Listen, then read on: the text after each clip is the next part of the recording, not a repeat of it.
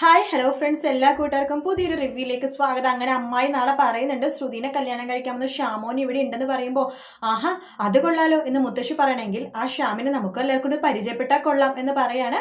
അങ്ങനെ നമ്മുടെ അമ്മായി ഷ്യാമോനെ എന്ന് വിളിച്ച് പോവാണ്. അപ്പോൾ ഷ്യാമിനവിടെ റൂം അടച്ച ഷ്യാം അകത്തിരിക്കുവാണ്. ഷ്യാമിനെങ്കിൽ പുറത്തിറങ്ങാനും പറ്റാത്ത അവസ്ഥയാട്ടോ. അപ്പൊ ഷ്യാമിനെ കാണില്ല. ആ സമയത്ത് അശ്വിനെ വല്ലാത്ത ബുദ്ധിമുട്ട് തോന്നുവാണ്. കാരണം ശ്രുതിനെ കല്യാണം കഴിക്കുമ്പോൾ ചെക്കനെ കാണാലോ എന്ന് ആലോചിച്ചിട്ട്, ബാക്കി കഴിക്കുമ്പോൾ ഭയങ്കര സന്തോഷമാണ് കേട്ടോ. ശ്രുതിനെ കല്യാണം കഴിക്കുമ്പോൾ ചെക്കനെ കാണാലോ എന്ന് ആലോചിച്ചിട്ട് അങ്ങനെ ശ്രുതിയുടെ മുഖത്തേക്ക് അശ്വിൻ നോക്കുമ്പോഴേക്കും ശ്രുതിക്കും വല്ലാത്ത വിഷമം പോലെ തോന്നുവാണ്. അതിനുശേഷം ശ്യാം അവിടെ നിന്ന് രക്ഷപ്പെടാൻ വേണ്ടി ശരിക്കും ഹിന്ദിയിൽ രക്ഷപ്പെടുന്നുണ്ട് കേട്ടോ അവിടെ നിന്ന്. പക്ഷേ ഇതിൽ കാണിക്കണ ശ്യാം രക്ഷപ്പെടുന്നില്ല.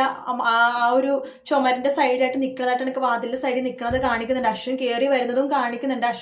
അശ്വിനും അതുപോലെ തന്നെ നമ്മുടെ ആകാശും കൂടി ഷ്യാമിന്റെ കള്ളത്തരങ്ങളൊക്കെ കണ്ടുപിടിക്കുമെന്നാണ് പ്രൊമോയില് പറഞ്ഞത്. അങ്ങനെയാണെങ്കിൽ ചിലപ്പോൾ ഇതിൽ മാറ്റം ഉണ്ടാവുമായിരിക്കാം. ചിലപ്പോൾ ആദ്യം കണ്ടുപിടിക്കണ അശ്വിനും ആകാശ് തന്നെയായിരിക്കാം. ഹിന്ദിയിൽ എന്തായാലും നമ്മുടെ ശ്രുതിയാണ് ആദ്യം കണ്ടുപിടിക്കണത്. എന്തായാലും ഇതിലെ പോലെ തന്നെ നമുക്ക് പറയാം. അങ്ങനെ നമ്മുടെ ഷ്യാമിന്റെ കള്ളത്തരങ്ങളൊക്കെ കണ്ടുപിടിക്കുകയാണ് നമ്മുടെ ആകാശും അതുപോലെ തന്നെ അശ്വിനും കൂടിയിട്ട്.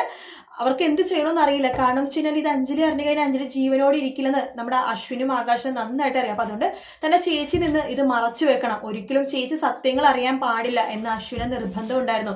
അത് മാത്രമല്ല, ചേച്ചി നിന്ന് എങ്ങനെയെങ്കിലൊക്കെ ഷ്യാമിനെ രക്ഷിക്കുകയും, അതായത് ഷ്യാമിന്റെ കൈകളിൽ നിന്ന് ചേച്ചിനെ രക്ഷിക്കുകയും വേണം. അതിനുള്ള കാര്യങ്ങളാണ് നമ്മുടെ അശ്വിൻ ഇനി ചെയ്യാൻ പോകുന്നത്. അപ്പൊ അതിനു വേണ്ടി ആദ്യം നമ്മുടെ ശ്രുതിനെ വിവാഹം കഴിക്കുക എന്നാണ് അശ്വിൻ ചെയ്യുന്നത്. അപ്പൊ ശ്രുതിനെ വിവാഹം കഴിക്കും. അത് മാത്രമല്ല, ശ്രുതിയും ഷ്യാമിന്റെ കള്ളത്തരങ്ങൾ കണ്ടുപിടിക്കുന്നുണ്ട്. അങ്ങനെ ഇവരെ വിവാഹ നിശ്ചയത്തിന് ഒരു 2-3 ദിവസം മുമ്പ്, അതായത് ഈ ആഴ്ച തന്നെയായിട്ട് നടക്കാൻ പോണത്, ഒരു പൂജയും കാര്യങ്ങളൊക്കെ നടക്കുമ്പോൾ ആ പൂജയിൽ നമ്മുടെ ഷ്യാമിനെ കാണുകയും ഷ്യാം ഒരു കള്ളനാണെന്ന് ശ്രുതി മനസ്സിലാക്കുകയും ഷ്യാമിനെ തള്ളി പറയുകയും ചെയ്യാണ്. പക്ഷെ ഈ കാര്യം ശ്രുതിക്കും ആരോടും പറയാൻ പറ്റാത്ത അവസ്ഥയാണ്. അങ്ങനെ ശ്രുതി ഇത് ആകെ ഇങ്ങനെ വിഷമിച്ചിട്ട് ആകെ വിങ്ങി പൊട്ടിയിരിക്കട്ടെ. അപ്പോഴാണ് പെട്ടെന്ന് അവിടെയൊക്കെ അശ്വിൻ വരുന്നത്.